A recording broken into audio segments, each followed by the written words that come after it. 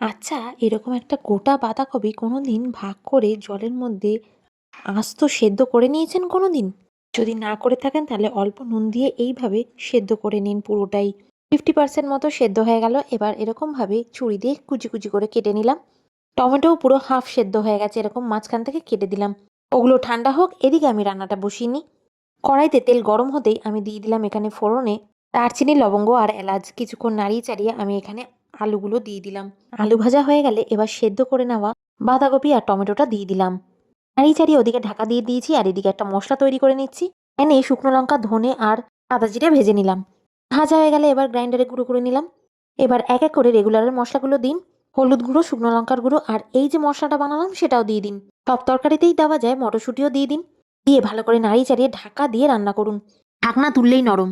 ঘি আর গরম মসলা দিয়ে নাবান। আলুও সিদ্ধ, বাঁধাকপিও নরম। গরম ভাতে মেখে খান, হেভি লাগবে।